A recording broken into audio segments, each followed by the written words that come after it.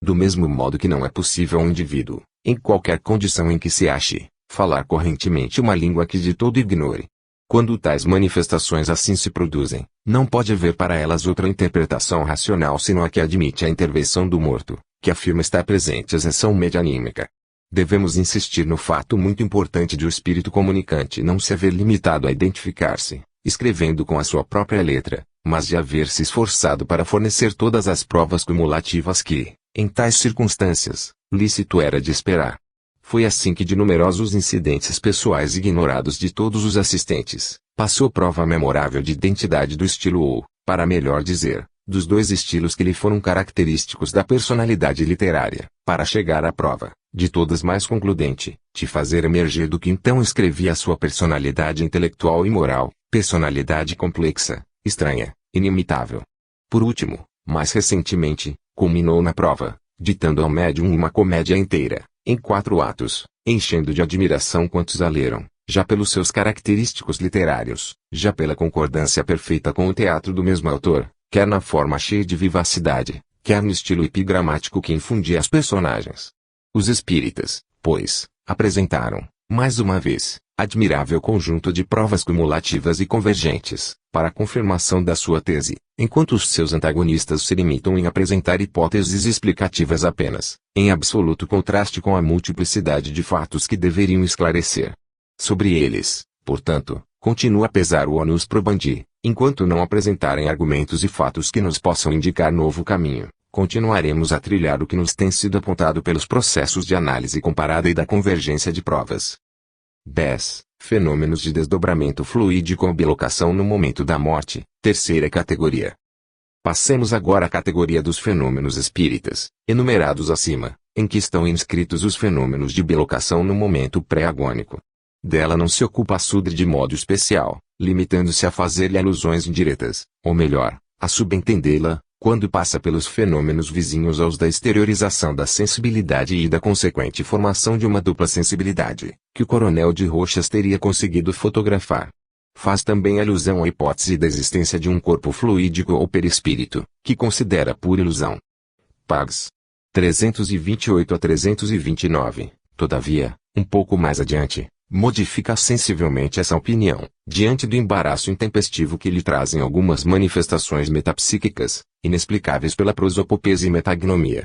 Já tive ocasião de fazer notar que em tal emergência ele supõe a existência de um fantasma fluídico que se desprenderia do organismo temporal, no momento da morte, mas unicamente por ali permanecer, suspenso no ar, qual balãozinho cativo, num estado de absoluta inconsciência, à espera de um médium que o atraia e o ressuscite por alguns instantes. Compreende-se que esse deplorável refúgio do túmulo, engendrado não se sabe bem como e, provavelmente, apenas para oferecer a Sudre mais uma comodidade teórica, seria destinado, ainda para ele prestar obséquio, a se dissolver dentro de curto prazo. Essas teorias extravagantes em flagrante contradição estão com o conjunto de manifestações que elas pretendem explicar. Com efeito, os casos de manifestações de mortos mostram claramente que o pretenso fantasma inconsciente e perecível, que se teria desprendido na crise da morte, não é de forma alguma perecível nem inconsciente, pois como vimos, por exemplo, no caso Longford, ele se manifesta meio século depois de separado do corpo e se mostra capaz de perceber a presença de um médium a 350 milhas de distância do lugar em que a morte se havia dado. Além disso, mostrava-se em condições de se poder transportar com rapidez e de exercer uma ação independente de qualquer médium, pois entre duas sessões experimentais influía telepaticamente sobre vivos, para fins determinados. Os fatos se encarregam, pois, de demonstrar que a teoria excogitada por Sudre não passava de um amontoado de absurdos, cada qual mais sem pé nem cabeça, denunciando, ainda uma vez, que o nosso autor ignora ou, o que é pior, despreza os processos científicos de análise comparada e arquiteta suas hipóteses, deixando-se arrastar pela fantasia, como faria qualquer poeta ou romancista. O que de verdadeiro resta na sua teoria é a existência de um duplo fluídico, corpo astral ou perispírito, separando-se do organismo corporal no momento da morte e sobrevivendo ao corpo em plena consciência e poder, porquanto duplo fluídico mais não é que o envoltório do espírito.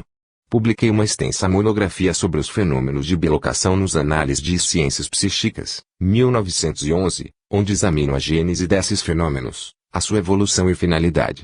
Como, entretanto, já 16 anos se passaram depois disso, Grande número de casos análogos de acumularam no meu arquivo, exigindo nova edição. Esperando que o possa fazer, valho-me do ensejo para relatar alguns novos casos. Começarei por um episódio de desdobramento fluídico sob a ação do clorofórmio, embora não faça precisamente parte do tema aqui examinado, concernente aos fenômenos dessa natureza, quando se verificam no momento pré-agônico.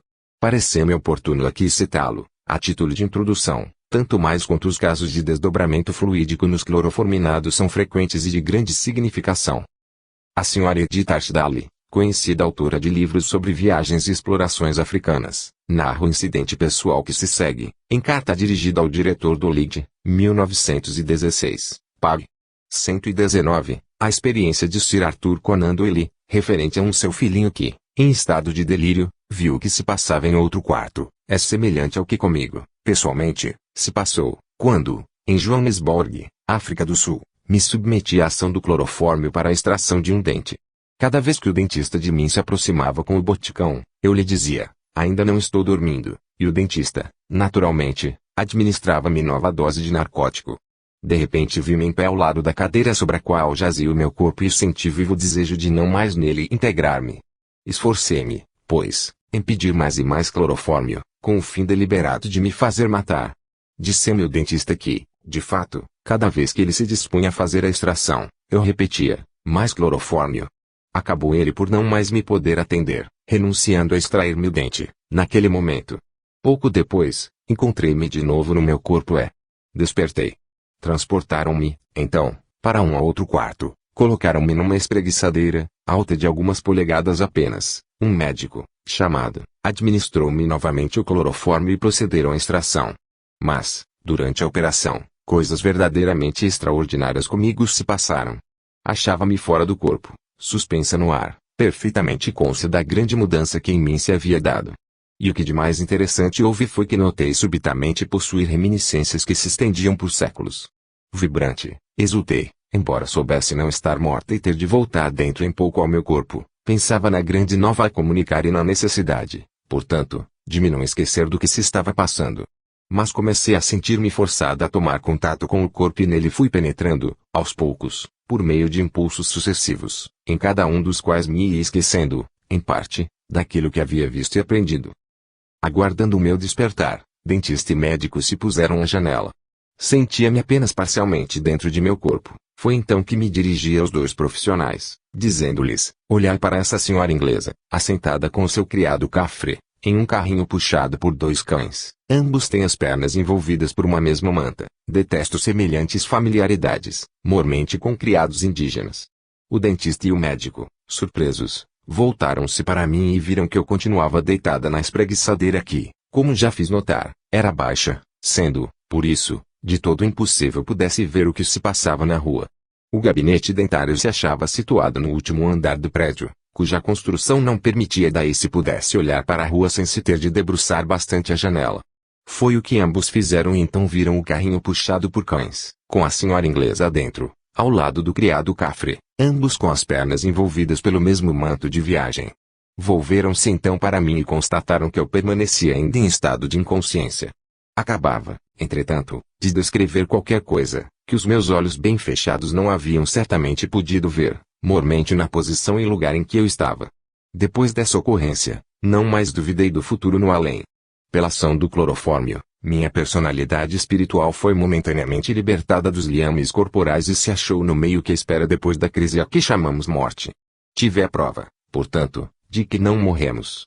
Os casos do gênero desdobramento fluídico ou bilocação não devem ser considerados isoladamente. Cumulativamente é que eles adquirem uma força sugestiva e uma evidência comprovativa irresistíveis. Se aplicarmos os processos de análise comparada às centenas e centenas de episódios desse gênero, onde todas as gradações que lhes caracterizam a fenomenologia se apresentam de modo a fazer ressaltar as modalidades por que se determina o fenômeno de exteriorização do corpo fluídico, veremos desaparecer por completo qualquer dúvida sobre a objetividade do mesmo, diante do afastamento, então inevitável, das hipóteses oníricas e alucinatórias, únicas que poderiam se opor a fenômenos dessa ordem. Essas conclusões decorrem das considerações que se seguem. Em primeiro lugar, devemos considerar que as diferentes gradações pelas quais os fenômenos de bilocação se apresentam, não só entre si se completam, como se confirmam de modo admirável. Logo de início se apresentam os fenômenos ditos de sensação de integridade de um membro amputado, em que, se conseguirmos distrair a atenção do paciente, ele experimenta as sensações todas que o membro deveria acusar, se ligado ainda estivesse ao corpo. Aparecem em seguida os casos de desdobramento apenas esboçado, em que a pessoa percebe o seu próprio fantasma à distância, embora continuando a guardar integral a própria consciência, autoscopia. Veremos depois aqueles em que a consciência pessoal se transfere para o fantasma, que percebe então, à distância, o próprio corpo inanimado.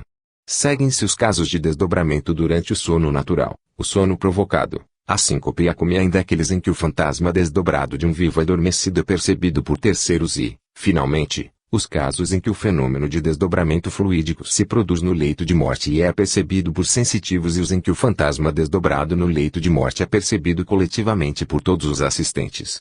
Em segundo lugar, as hipóteses oníricas e alucinatórias devem ser excluídas, pois que os fenômenos de bilocação no leito de morte são constantemente descritos pelos videntes, com as mesmas minuciosas modalidades de realização, em que se notam pormenores tão novos, tão inesperados que, logicamente, não é de supor possam eles surgir assim idênticos, na mentalidade de todos os videntes, quer entre povos civilizados, bárbaros ou selvagens.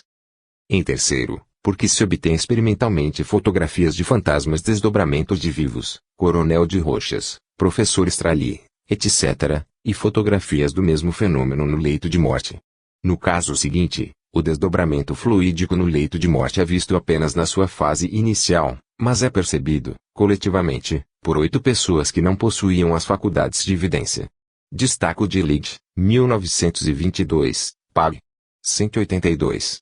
A senhorita Dorothy Monk envia ao diretor dessa revista, Sr. Davi Gou, a narração do que se passou no leito de morte de sua mãe. Em nossa família fomos testemunhas de um fenômeno extraordinário no leito de morte de minha mãe, falecida a 2 de janeiro de 1922.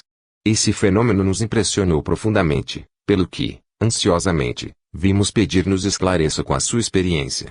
Depois de longa enfermidade, agravada ainda por um ataque de influenza gástrica, minha mãe veio a morrer de fraqueza cardíaca. Pelas 7 horas da noite fatal, a doente, em estado comatoso, abriu a boca. Desse momento em diante começamos a observar pequena nuvem branca que se formava sobre a sua cabeça, prolongando-se até a guarda superior da cama. Saía da cabeça, mas se condensava principalmente do lado da cama, a nós oposto. Permanecia suspensa no ar, qual nuvem densa de fumaça branca, às vezes opaca bastante para não nos deixar bem perceber a cabeceira da cama, variava, porém, incessantemente de densidade, se bem que lhe não notássemos qualquer movimento.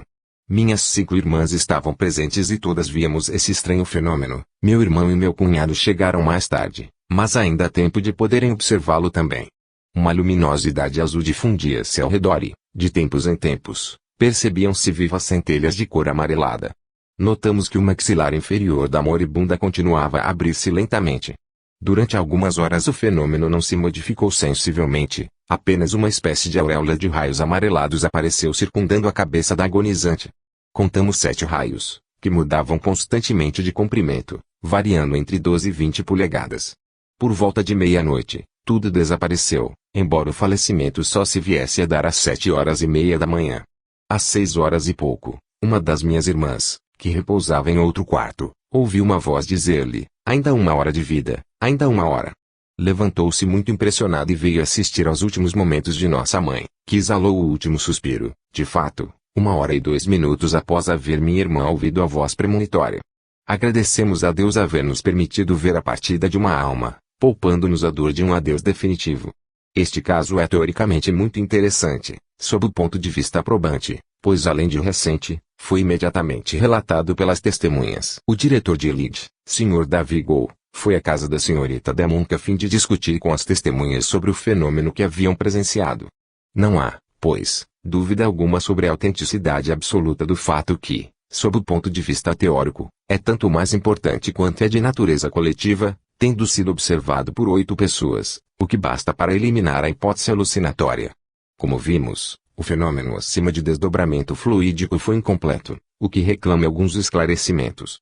Se compararmos entre si os casos análogos de desdobramento fluídico mais ou menos rudimentar, seremos levados a crer que a primeira fase da emergência do corpo etérico fora do organismo corporal acompanha ou precede a emissão de um fluido muito mais denso que aquele de que é constituído o corpo etérico propriamente dito, fluido que, em circunstância de emissão excepcionalmente condensada, seria perceptível a olhos normais, enquanto que o fluido constituinte do corpo etérico não seria senão a olhos de sensitivos.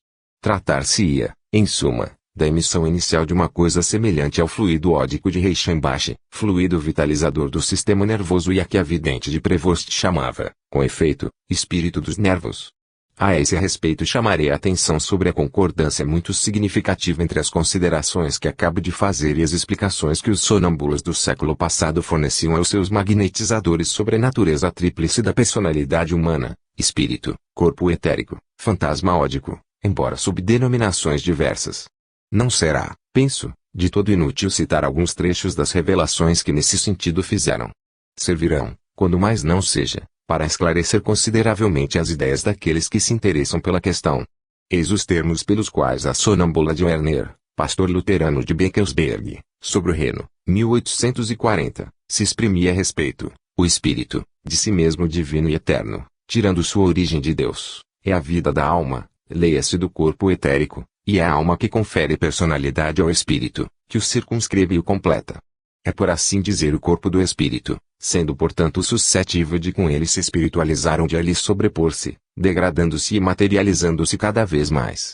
Nenhum nem outro pode existir separadamente, estão intimamente ligados do mesmo modo que a alma, isto é, o corpo etérico, está no corpo. Não sei explicar como isto se dá, pois há laços espirituais que ultrapassam as possibilidades da minha visão. É na alma que se encontram os sentidos interiores do homem, é por meio dela que o espírito exterioriza suas possibilidades. Mas, para que isto se possa dar, é indispensável uma terceira substância que se venha a juntar à alma e que sirva de dar movimento e vitalidade ao corpo. Esta substância, a bem dizer, provém, por sua essência, da alma, mas por causa da sua atividade corporal ela participa, antes, da natureza do corpo que propriamente é da alma. Encarada em si mesmo essa substância, ou fluido nervoso, é o instrumento indispensável para que a alma entre em relação com o mundo exterior. O fluido nervoso, sendo por natureza muito material e grosseiro, é destinado a se separar da alma, rarefazendo-se à proporção que a alma se sublime e gradualmente se aproxima da natureza radiosa do espírito. Após a morte a alma não se pode livrar imediatamente do fluido nervoso e as que são ainda muito materializadas dele se saturam com delícia, o que lhes dá o poder de retomar uma forma humana e de se tornarem visíveis aos vivos, de conseguirem deles se fazer ouvidas, de os tocar ou de produzir pancadas e sons na atmosfera terrestre. Citado por Morgan em sua obra From Mater to Spirit, pag. 132, havemos de convir ser este um trecho admirável de revelação sonambúlica. Com efeito, de um lado a natureza tríplice do espírito é descrita em termos tão racionais e tão de acordo com os resultados das investigações metapsíquicas contemporâneas, que arrastam a convicção. De outro lado, no trecho final que transcrevi em grifo, a sonâmbula antecipa-se à sua época, fornecendo explicações sobre a gênese dos fenômenos de assombrações, de aparições de fantasmas de vivos e de mortos, de efeitos físicos, de materializações. Cumpre também não esquecer que estas últimas explicações da sonâmbula conferem valor especial à observação do Coronel de Rochas, feita nas suas experiências com Eusápia Palladino. Ele escreve, onde ela consentiu em se deixar adormecer em presença da Senhora de Rochas, Eusápia foi tantas vezes martirizada pelos sábios, que se tornou medrosa. Ela chegou rapidamente a um estado profundo de hipnose e viu então aparecer, com grande espanto seu, à sua direita, um fantasma azul.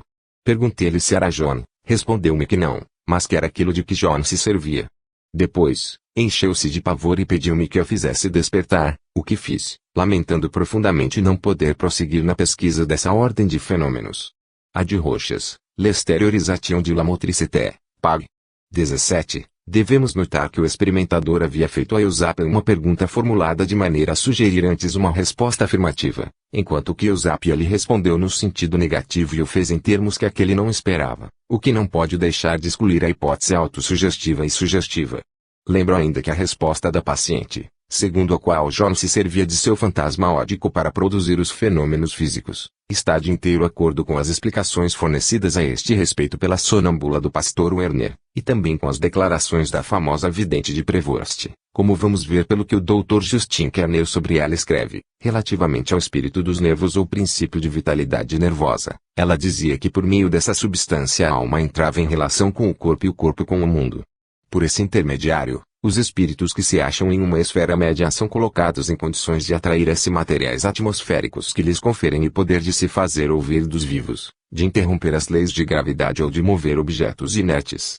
Quando uma pessoa morre em estado de grande pureza, não arrasta consigo nada do princípio de vitalidade nervosa. É por isso que os espíritos felizes, que não estão impregnados dessa vitalidade nervosa, não podem aparecer aos vivos nem deles se fazer ouvir, nem tocá-los. Citado pela senhora de Morgan, pag. 137, como claramente se vê, as declarações dos sonâmbulos e dos estáticos que viveram em épocas anteriores ao advento do moderno espiritismo, estão em tudo de acordo com as dos médiuns, dentre os quais, alguns, como Eusapia Paladino, são demasiado ignorantes, para que os possamos julgar capazes de conhecer sutilezas teóricas e doutrinárias dessa natureza. Dito isto, cumpre-me fazer notar que essas afirmações estão por sua vez em perfeita harmonia com as considerações de que fiz acompanhar o caso acima exposto de desdobramento fluídico rudimentar, em que mostro que nos casos em que os fenômenos de desdobramento no leito de morte se limitam à visão de pequena nuvem fluídica, mais ou menos densa, que toma vagamente a forma humana, percebida coletivamente por todos os assistentes, estes devem estar em presença da exteriorização do fantasma ódico do moribundo, visível a olhos normais, sem que possam entretanto ver a exteriorização do corpo etérico, que só é perceptível pelos sensitivos. Antes de citar alguns exemplos de visão por parte de sensitivos do corpo etérico, propriamente dito, devo fazer observar que nos casos dessa natureza, embora numerosíssimos, as descrições que sobre os mesmos oferecem os videntes por tal forma se assemelham, que chegam a se tornar enfadonha monotonia, mas, por isso mesmo, constituindo excelente prova em favor da realidade dos fatos, visto não ser possível tal uniformidade entre pessoas que ignoram, uns dos outros, as experiências, e que pertencem a todas as raças, a todas as classes e a todos os tempos, se não descrevessem puramente a verdade. Vou relatar alguns exemplos típicos que de algum modo se completam. Prefiro começar por um caso bastante antigo, mas que não me lembro de haver visto citado em obras metapsíquicas, apesar de o protagonista e narrador ser o juiz Edmondsky, no primeiro volume de sua obra Spiritualism, pag. 166, narra o que lhe foi dado ver por ocasião da morte de um cunhado de sua mulher. Escreve ele, o moribundo havia já exalado o último suspiro, quando vi emergir do seu cadáver aquilo que eu julguei dever ser o seu corpo espiritual, sob a forma de uma nuvem densa que se elevou acima do corpo, tomando rapidamente um aspecto humano, embora me parecesse desprovido de inteligência e de vida. Subitamente, porém, pareceu iluminar-se e animar-se, tornando-se vivo e inteligente. Compreendi que tal se havia dado por ter o espírito abandonado o corpo somático para entrar no corpo espiritual. Desde que isso se deu, o espírito lançou em torno um olhar surpreso, como que procurando compreender o que lhe havia acontecido. Não tardou muito, porém, a se orientar, e a expressão que então iluminou a sua fisionomia demonstrava que a situação já lhe não era estranha. Para tão rápida compreensão, de não pouco lhe deve ter valido o que relativamente à vida futura havia estudado quando aqui na Terra. Deixou pairar por um instante um olhar de despedida, cheio de afeto, sobre os seus parentes e amigos, reunidos junto ao leito mortuário, e elevou-se, em seguida, como que arrebatado em nuvem luminosa. Viu desaparecer ao longe, acompanhado de 3 espíritos de mortos que o haviam assistido enquanto se formava o seu corpo espiritual. Um era o espírito do filho que havia morrido 24 anos antes, o outro, o de um dos seus sobrinhos, e o terceiro de um desconhecido com aparência de pessoa já de certa idade. O reverendo William Stanton Moses observou esse mesmo fenômeno por ocasião do falecimento de seu pai, do que publicou a resenha em Lynch de 9 de julho de 1887, alguns dias apenas decorridos. Diz ele, ultimamente, pela terceira vez em minha vida, tive ensejo de estudar o processo de transição do espírito, e tanta coisa consegui observar, que me sinto feliz de poder ser útil narrando o que vi. Tratava-se de um parente próximo com cerca de 80 anos de idade, que se encaminhava para o túmulo, sem ser arrastado por qualquer enfermidade especial. Por alguns sintomas de aparência insignificante, notei que o seu fim se aproximava e não me descuidei de cumprir o triste dever que me competia.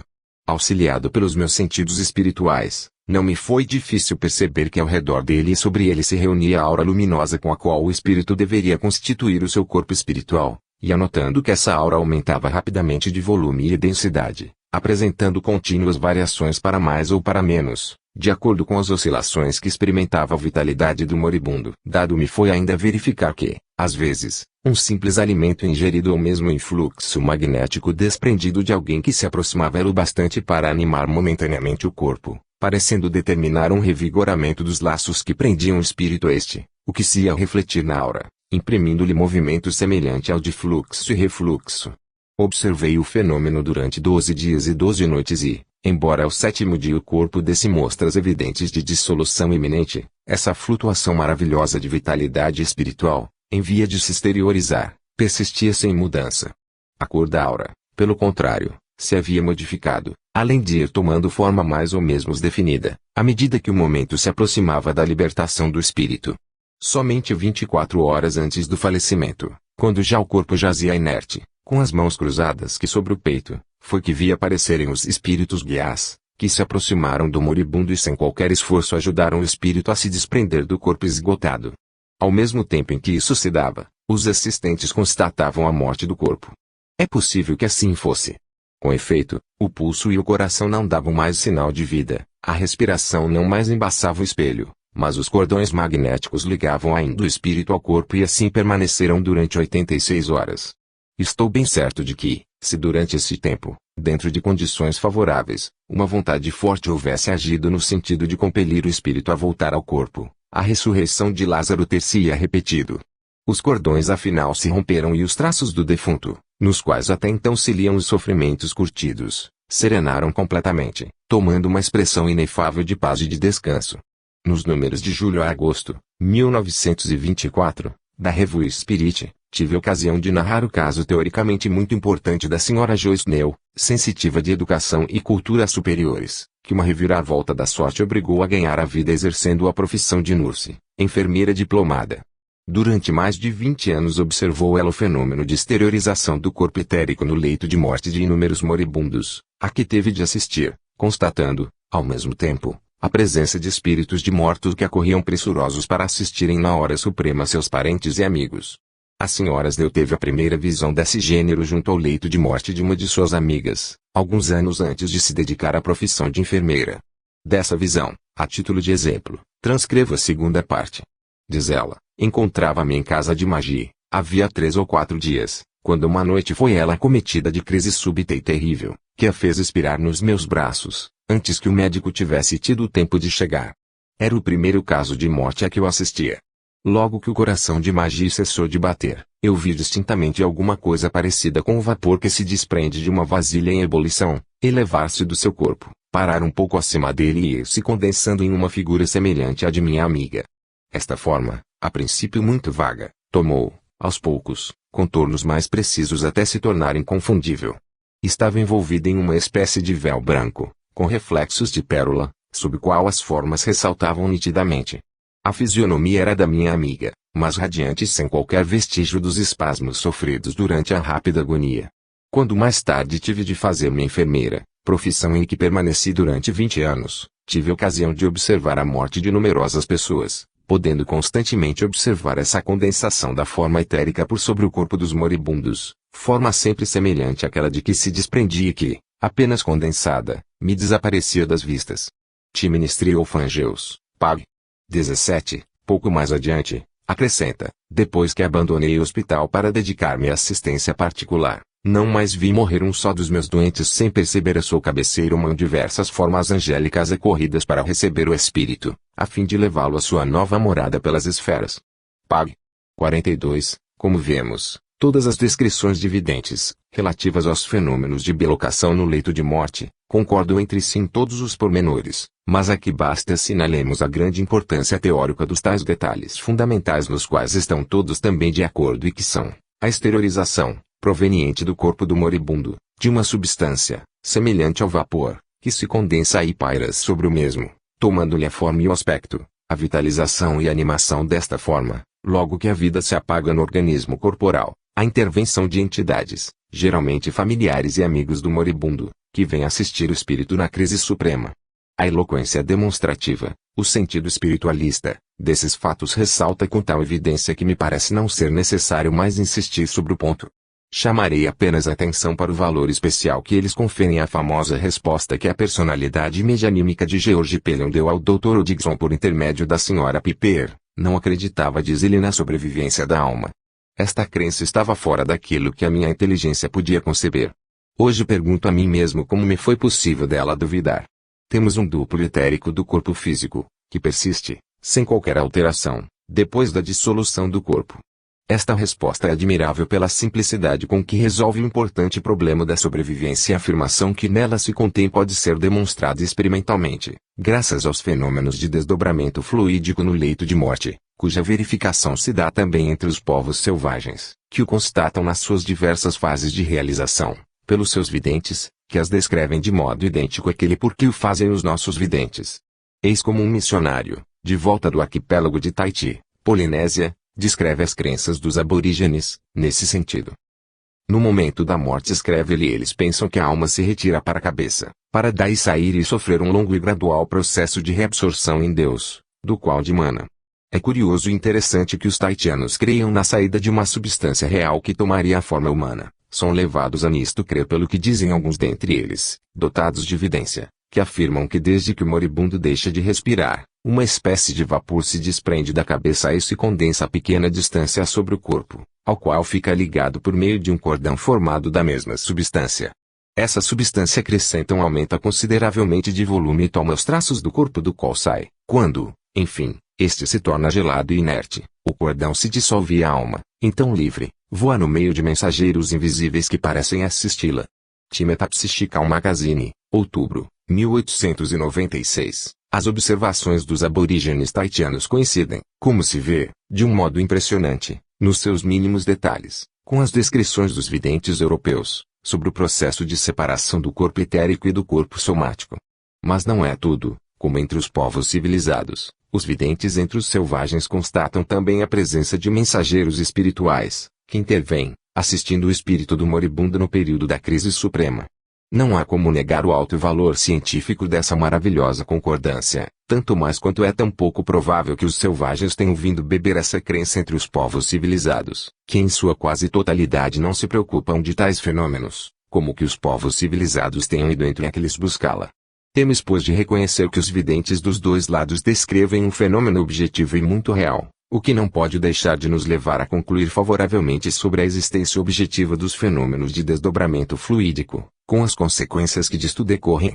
Porque, se é verdade que os videntes de todas as raças e de todas as épocas descrevem um fenômeno autêntico quando falam da exteriorização de um corpo fluídico dos moribundos, é preciso convir que também descrevem um fenômeno não menos autêntico quando falam do corpo etérico, que se vitaliza e se anima desde que o moribundo exala o último suspiro, do mesmo modo que não podemos pôr em dúvida a autenticidade da intervenção de espíritos de mortos à cabeceira dos agonizantes.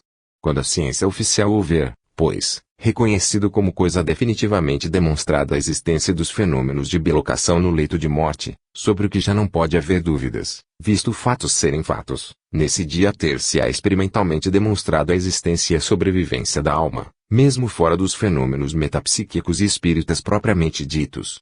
Grifei esta última frase a fim de mais chamar a atenção dos leitores e muito especialmente a de Sudre, sobre o fato de que a demonstração científica da existência e da sobrevivência da alma não depende absolutamente da fenomenologia espírita, pois que a ela se chega por três caminhos diferentes. Primeiro, graças à existência latente de faculdade de significação espiritual na subconsciência humana, animismo. Segundo, pela observação dos fenômenos de bilocação no leito de morte. Terceiro, pelo estudo dos fenômenos espíritas propriamente ditos. A obra de demolição a que com tanto fervor Sudre se tem dedicado torna-se, portanto, vã e inglória, se considerarmos que a existência e a sobrevivência da alma podem ser demonstradas fora do espiritismo, desde que recorramos ao animismo ou aos fenômenos de bilocação. É, pois, triste a situação do nosso antagonista, bem penosa mesmo, porquanto, para qualquer lado que se vire, se encontra diante de um obstáculo intransponível à realização, ainda que longínqua, do ideal filantrópico que tanto o empolga. 11. Fenômenos de materialização. Não me detenho a discutir a interpretação dos casos de ectoplasmia e de ideoplastia, dos quais claramente ressalta a existência no subconsciente humano de uma força plastificante ao serviço da ideia, do pensamento, da vontade subconsciente do médium. E não me detenho, repito, porque sobre esse ponto todos, espiritistas e metapsiquistas, estamos de acordo. Devo apenas dizer que não consegui apreender o que pensa Sudre quando se refere à existência no subconsciente humano de uma força organizadora complementar da primeira. Não logrei perceber se ele encara também as formas completamente materializadas, vivas, inteligentes falantes, como fenômenos puramente plásticos de objetivação do pensamento, nos quais as aparências de vida deveriam ser atribuídas a um fenômeno de transmigração de uma personificação subconsciente no fantasma plástico, prosopopese, ou se, nos fenômenos de materialização propriamente dita, ele reconhece a existência de organismos humanos integralmente constituídos, capazes de atingir, em raras circunstâncias embora, a perfeição que lhes permite entrar temporariamente em plena função fisiológica. Sudre não se explica bastante nesse sentido e alguns trechos da sua discussão fariam presumir não ter-lhe a intenção de passar além da tese da força plastificante. É assim que, à página 292, ele diz, trata-se, pois, de um conhecimento traduzido plasticamente, antes que um misterioso poder de restauração biológica integral. A teleplastia é exatamente comparável a um prodigioso escultor que experimentasse modelar o rosto de alguém através de recordações, se o conheceu, ou de informações que conseguisse obter. Quanto mais precisas e abundantes essas informações, tanto mais perfeita será a semelhança. Diante disto, devemos concluir que Sudre procura explicar os fenômenos de materialização unicamente pela hipótese de uma objetivação plástica do pensamento subconsciente do médium, o que parece ressaltar também de alguns dos argumentos que emprega na crítica feita à teoria do Dr. Gelley. Este, baseando-se nos fenômenos de materialização considerados na sua relação com a gênese e desenvolvimento dos organismos vivos, ontogênese, legitimamente conclui que uma mesma lei regula os fenômenos das materializações medianímicas e das criações orgânicas, lei que teria o poder organizador da ideia diretora exercendo-se sobre a matéria graças a um dinamismo superior de natureza imanente.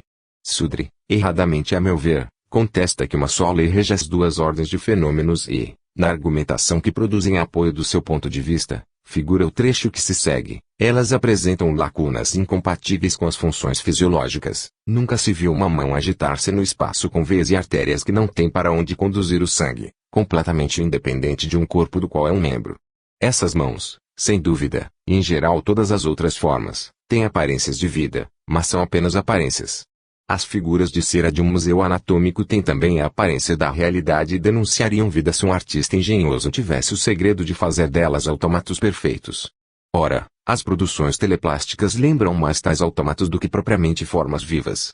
Não possuem nem estabilidade nem duração e dependem visivelmente da imaginação e do capricho. São sonhos objetivados. Pags. 303 a 304, e relativamente ao fantasma materializado de Katia King, o autor observa ainda, aparição rara, mas real, de indivíduos teleplásticos, embora com todas as aparências de vida, como Katia King, não nos deve trazer ilusão. São fenômenos que nada têm de biológico.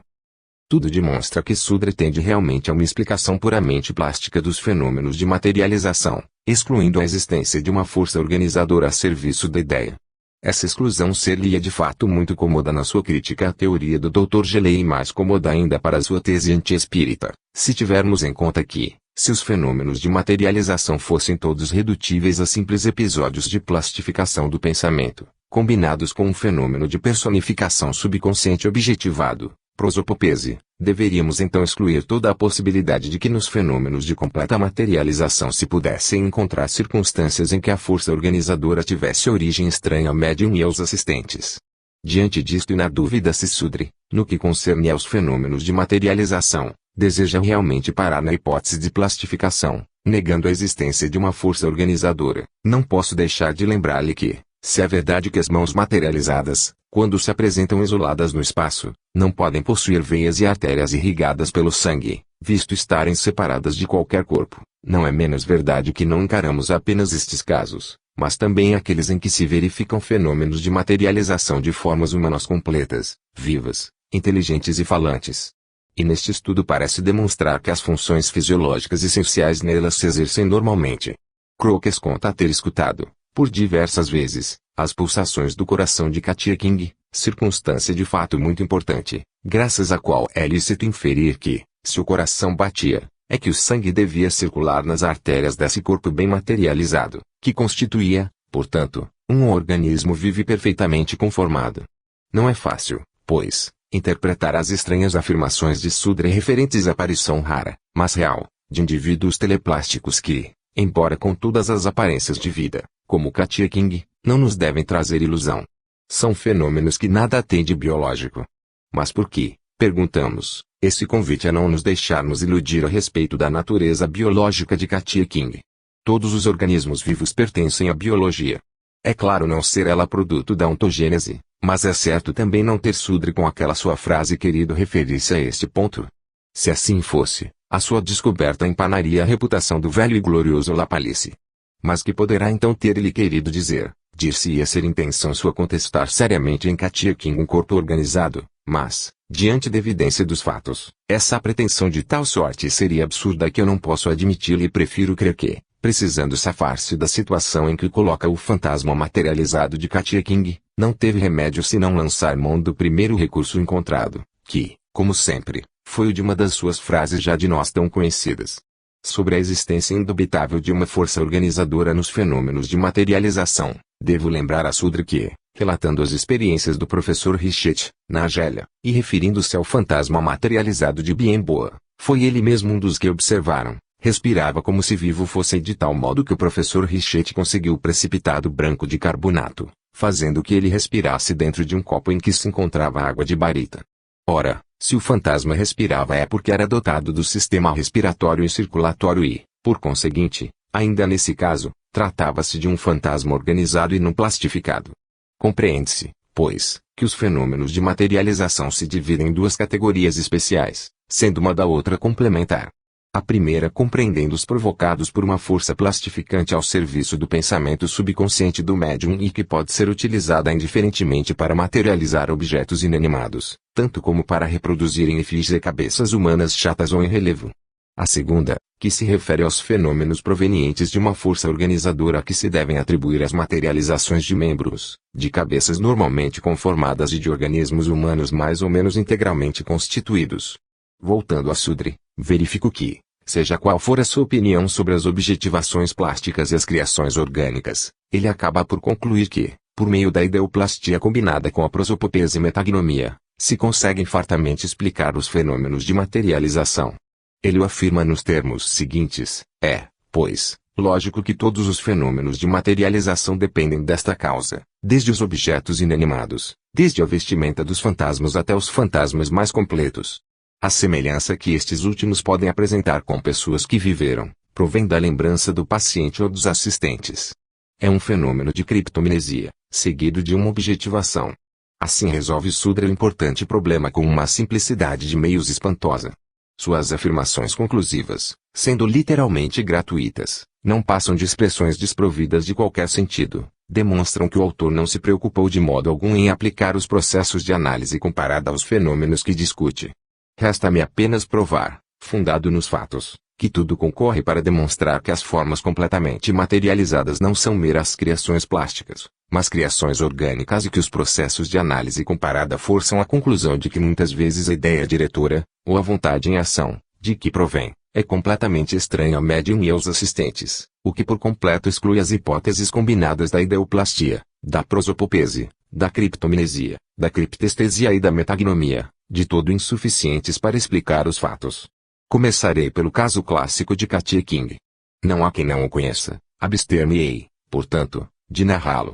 Como se tratasse de uma personalidade medianímica que afirmava ter vivido alguns séculos antes, não foi possível cuidar-se da identificação pessoal. O caso todavia se apresenta como um dos mais eloquentes a favor da existência independente dessa personalidade, porque se trata de uma entidade na posse de todos os atributos intelectuais capazes de caracterizar uma individualidade psíquica independente. Em primeiro lugar, achamos-nos diante de uma personalidade medianímica cujo poder de manifestação atinge tal grau de perfeição, que se pode manter em estado de perfeita materialização durante horas a fio, passeando livremente no quarto das sessões, tomando parte na conversa, materializando-os espontaneamente, mesmo em plena claridade do dia, isto durante 3 anos consecutivos, em sessões que se sucediam inúmeras e em grande parte realizadas na própria casa do Sr. Crocus. Além disso, não podemos deixar de ter em conta que essa admirável personalidade medianímica, dotada de todos os predicados de uma individualidade pensante, não cessava de afirmar, do modo mais peremptório, a sua existência espiritual independente, fornece o nome pelo qual foi conhecida em vida, conta tristemente as vicissitudes dolorosas da sua curta existência terrestre, enquanto se ocupa de provar ainda, por outra forma, a sua independência espiritual, mostrando seus experimentadores ao mesmo tempo que médium, deixando-se fotografar com este último e com o Sr. Crocus, permitindo a este e a Sra. Marriott apalparem-na, abraçarem-na, escutarem-lhe as pulsações do coração, sentirem-lhe o bater do pulso e, enfim, acordando ao médium e com ela conversando. Este último episódio se reveste de grande valor psicológico. Sinto-me no dever mesmo de reproduzir aqui o trecho da famosa sessão em que Katia King dá último adeus aos assistentes. O Sr. Crocus escreve: no momento de levantar a cortina, Katia King parou um instante a conversa comigo, depois atravessou o quarto, dirigiu-se para a senhorita Cook que, desacordada, jazia sobre o tapete. Inclinando-se para ela, Katia tocou-a levemente, dizendo: vamos, Flore, vamos, chegou a hora de nos separarmos. A senhorita Cook, abalada pelas palavras que acabava de ouvir, suplicou, chorando, que Katia King demorasse algum tempo ainda. Não posso, minha querida, respondeu Katia King, minha missão está finda. Que Deus te abençoe. Conversaram juntas ainda alguns instantes até que as lágrimas embargaram a voz da senhorita Cook, da qual me havia aproximado a conselho de Katia, para segurá-la, pois havia caído sobre o assoalho, sacudida por soluços convulsivos. No maravilhoso episódio acima, encontramos reunidas as melhores provas que a ciência tem o direito de exigir para admitir a independência psíquica de uma personalidade medianímica. De um lado, a forma materializada visível com a médium, de outro lado, a circunstância psicologicamente decisiva de duas individualidades distintas. Ambas, na posse das suas faculdades conscientes, se entretêm, afetuosamente, trocando comovidas o último adeus. Como, diante de semelhantes provas, falar seriamente de prosopopesa e metagnomia? Quem, sensatamente, poderia imaginar que as duas metades de uma mesma personalidade tenham o poder de desdobrar-se e transformar-se em duas individualidades completas, independentes, munidas de traços intelectuais característicos e cada uma a seu modo? Quem ousaria sustentar que a personalidade subconsciente da médium, exteriorizando-se e materializando-se, possa transformar-se, como que por encanto, em uma personalidade que completamente ignora pertencer a essa outra metade da vida dela mesma que está diante dela, e que dentro dessa inconcebível ignorância, também partilhada fatalmente pela outra metade, possam as duas infelizes secções da mesma alma, ambas deploravelmente iludidas, ser levadas a se imaginarem, não se sabe bem por que recôndito mistério da prosopopese, na iminência de uma separação definitiva, a ponto de trocarem frases afetuosas e palavras comoventes de despedida. Repitamo-lo com o professor Slope, não se pode marcar limites à credulidade de quem é capaz de sustentar seriamente semelhante interpretação dos fatos. Não será inútil examinar aqui o episódio em discussão, sob o ponto de vista estritamente psicofisiológico. Nele nós nos achamos diante de duas personalidades reais, perfeitamente visíveis, tangíveis, fotografáveis, a médium, senhorita Cook, de um lado, e do outro o fantasma materializado de Katia King, com quem muitas vezes se entretém afetuosamente. Esse fato, em termos psicofisiológicos, significa que as duas personalidades medianímicas teriam acionado simultaneamente os centros corticais da inervação da linguagem falada.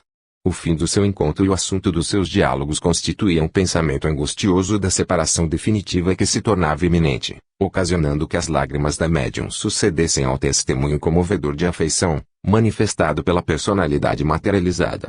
Achamo-nos, portanto, diante de um fenômeno irrefutável de duplicidade real, incontestável, de centros e de faculdades psíquicas, que a prosopopese nunca conseguirá explicar, pois nos casos de personalidades alternantes de origem patológica se verifica constantemente que as faculdades psíquicas ou psicofisiológicas de que se serve, em dado momento, uma dessas personalidades, faltam à outra, como é aliás fácil de prever.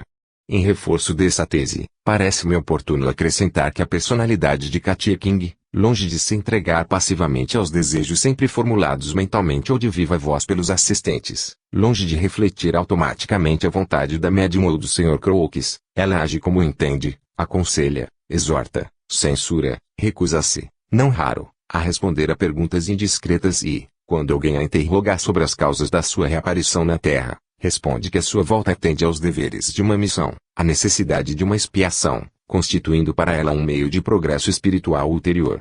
Um belo dia a personalidade medianímica de Katia King anuncia aos seus amigos da Terra que a sua missão está prestes a terminar e que, em determinado dia, deixará de manifestar-se sob a forma material. Mas como, perguntarão, se é vontade de todos a que ela fique? Como, se a ideia plastificante e organizadora da médium é onipotente? Como não conseguir reter, ao menos por mais um dia, esse manequim criado pela prosopopese, esse manequim que, mostrando-se profundamente sensível a tantas demonstrações de afeição, teve ainda assim de deixar para sempre os seus amigos, em obediência a uma vontade suprema? Que títeres prosopopésicos são esses que, apenas nascidos, se tornam logo intelectualmente independentes, pensam como melhor lhes parece, agem de vontade própria, tomam a identidade de entes que viveram na Terra, demonstram o que dizem por meio de todas as provas pessoais que humana e logicamente se podem exigir, manifestam-se quando bem entendem, ausentam-se para sempre quando menos se espera, falam de um estágio espiritual em que vivem, de ninguém obedecendo à vontade, exceção feita de uma entidade espiritual a que se referem, incessantemente, com veneração profunda. Quantos enigmas, e cada qual mais notável, a se resolverem pela hipótese da prosopopese e metagnomia.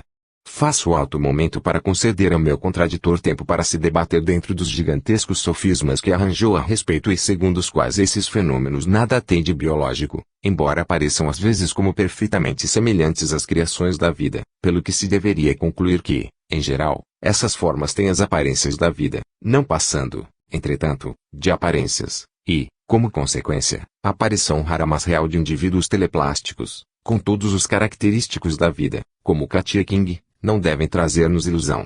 É apenas crível que se possa chegar ao ponto de sustentar opiniões em tão flagrante oposição com os fatos. Mas Sudra é capaz de outras surpresas bem maiores ainda, visto nunca se deter em analisar os fatos antes de discuti-los, enquanto que as ideias preconcebidas o dominam a ponto de cegá-lo por completo. Dos casos clássicos de materialização de fantasmas, o de Stella Livermore é, a meu ver, o que melhor pode suportar confronto com o de Katia King, embora um do outro enormemente diferindo pelas modalidades dentro das quais se realizam. Mas de qualquer maneira constituem eles os dois casos mais maravilhosos dessa espécie e os mais dignos de atenção, principalmente pelo excepcional período de duração durante o qual se desenrolaram.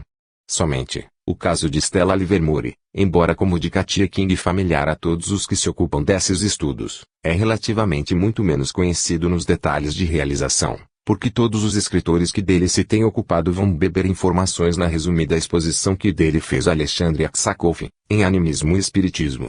Poucos investigadores tiveram ensejo de consultar as atas originais, que foram, em sua maior parte, publicadas por Benjamin Coleman no seu livro L'Espiritualisme em América e quase por inteiro na revista T Spiritual Magazine, 1862 a 1869.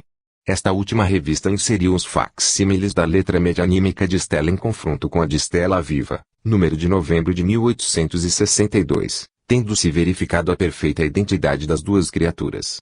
Publicaram-se também copiosos resumos dessas sessões nos livros de E.P. Sargent, Planchette, T. Spiro Officiense, 1874, e Dr. Robert Dallouen, T. de Batabland, 1874.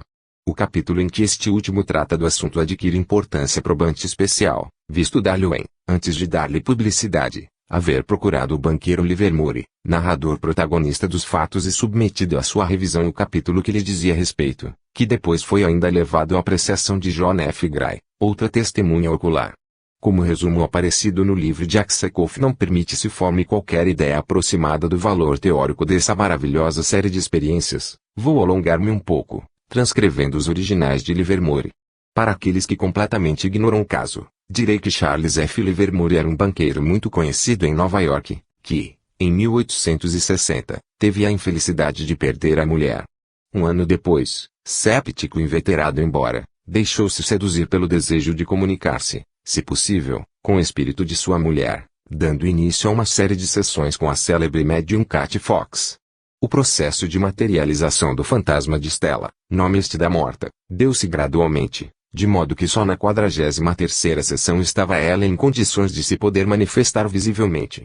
As sessões efetuaram-se em completa escuridão, mas o lugar destinado ao estudo era, em dado momento, iluminado por grandes globos luminosos, de origem supranormal, deles se ocupando outro fantasma materializado, que tinha por hábito acompanhar Stella com o fim de facilitar as materializações. Dizia-se o espírito de Benjamin Franklin. Havia, com efeito, uma semelhança perfeita de traços e de porte entre o fantasma materializado e os retratos de Franklin. As materializações de Stella tornaram-se de mais em mais perfeitas, até atingir a forma materializada uma consistência suficiente para poder suportar a luz intensa, de uma lanterna furta-fogo. Só raramente conseguia exprimir-se de viva voz, comunicando-se, em geral, por escrito, mas não por intermédio da médium. Escrevia diretamente com a própria mão e na presença de Livermore, que para esse fim fornecia papel previamente por ele rubricado. Fazia-o comumente em francês, língua que, quando viva, falava com perfeição e que era de todo ignorada da médium. A letra guardava sempre impecável semelhança de talho e característicos com a da esposa falecida de Livermore. Este tomava nota minuciosa de todos os fenômenos ocorridos durante a sessão, de que lavrava uma ata. O maior número de sessões realizou-se na própria residência do banqueiro, que sistematicamente entre as suas guardava as mãos da médium durante o tempo das sessões, que, não raro, eram assistidas pelo irmão, pelo cunhado, emigrante e pelo Dr. John F. Gray, que atestaram, por escrito, a autenticidade dessas manifestações prodigiosas, assim como a escrupulosa exatidão das atas. O número de sessões foi de 388, que se prolongaram por 5 anos consecutivos. Passo agora a narrar alguns episódios, começando pelos da sessão em que Stella, visivelmente, apareceu pela primeira vez. 15 de abril de 1861. Livermore começa por uma descrição minuciosa das medidas de controle adotadas para garantir-se contra qualquer possibilidade de fraude, e continua: desde que a luz foi apagada, ouviram-se passos semelhantes aos de uma pessoa descalça e o frufru próprio da seda, ao mesmo tempo em que por meio de pequenas pancadas me era comunicado: meu querido, estou presente em pessoa, não fale. Simultaneamente, por detrás de mim informava-se, a pouco e pouco, uma luz globular, que a mim e a médium permitiu ver diante de nós um rosto encimado por um diadema e, em seguida, uma cabeça inteiramente envolvida de véus brancos, que se elevava lentamente. Desde que atingiu certa altura, os véus foram tirados e então pude ver diante de minha cabeça e o rosto de minha mulher, envolvidos de uma auréola luminosa do diâmetro aproximado de 18 polegadas. A identificação da morta foi imediata e completa, a semelhança dos traços juntava-se, de modo maravilhoso, à expressão característica da fisionomia. Pouco depois o globo luminoso elevou-se e uma mão de mulher apareceu-lhe pela frente. Essas duas manifestações se repetiram por diversas vezes, como se houvesse intuito de dissipar qualquer possível sombra de dúvida. O fantasma abaixou depois a cabeça sobre o globo luminoso, deixando cair sobre o mesmo uma vasta madeixa, que apresentava analogia perfeita com a cabeleira de minha mulher, não só quanto à cor, como também pela abundância e comprimento. Repetidamente fizeram-na passar suavemente sobre o meu rosto e o da médium, deixando-nos a impressão de cabelos naturais. Epes Sargent, Pag. 57, 18 de abril, 1861. Subitamente a mesa se ergueu do solo, a porta foi violentamente sacudida, as cortinas se levantaram e se abaixaram diversas vezes, tudo no quarto se agitava. Respondiam às nossas perguntas por pancadas retumbantes na porta, na janela e no teto, traduzindo isto, ao que nos disseram, a intervenção de poderosos espíritos cuja presença era indispensável à predisposição do ambiente para as manifestações de ordem mais elevada. Por detrás de nós começou a formar-se e a elevar-se uma substância luminosa semelhante a gaze, ouvindo-se ao mesmo tempo o frufru dos tecidos de seda, enquanto um barulho semelhante à crepitação elétrica se tornava de mais em mais intenso e vigoroso. Uma forma de mulher girou em torno da mesa, de mim se aproximou, tocando-me de leve. Por meio das pancadas convidaram-me a olhar para além da fonte luminosa, obedecendo, vi aparecer um olho humano. Logo depois, a fonte de luz se afastou, seguida da crepitação e, à proporção que se afastava, ia recuperando o esplendor que pouco a pouco havia perdido, volta em seguida ao lugar que antes ocupava, tornando visível uma mão de mulher, de aparência normal, ocupada em manejar a gaze, de forma já mudada, para tomar-lhe uma das pontas e suspendê-la. Com um estremecimento de alegria indescritível, sob o lado suspenso da gaze vi aparecer o rosto de minha mulher e mais precisamente a fronte e os olhos, cuja expressão era perfeita. Desaparecia e tornava a aparecer repetidas vezes, manifestando-se de cada vez de modo mais completo, tomando uma expressão de serena beatitude. Pedi-lhe que me beijasse e, com grande surpresa minha, Tive o prazer de ver e de sentir que ela me enlaçava o pescoço com os braços, dando-me um beijo sonoro, palpável, material, não obstante a interposição de um tecido análogo a gaze. Aproximou depois a cabeça até encostá-la à minha, envolvendo-me com sua rica cabeleira e dando-me ainda novos beijos, cujo rumor podia ser claramente ouvido. Nesse momento, a fonte de luz foi afastada a meia distância entre mim e a parede, distante uns 10 pés mais ou menos. A crepitação acentuou-se, dando maior intensidade à luz, de modo a bem clarear o canto do quarto e a desvendar em toda a plenitude a figura de minha mulher, virada para a parede, com o braço estendido, sustendo no côncavo da mão um globo de luz que agitava de momento em momento para avivar a luminosidade que frequentemente enfraquecia. Pronunciou murmurando, mas de modo muito distinto, o meu e o seu nome. Aproximou-se do espelho de maneira a fazer ver a sua imagem, que nele refletia, constituindo isso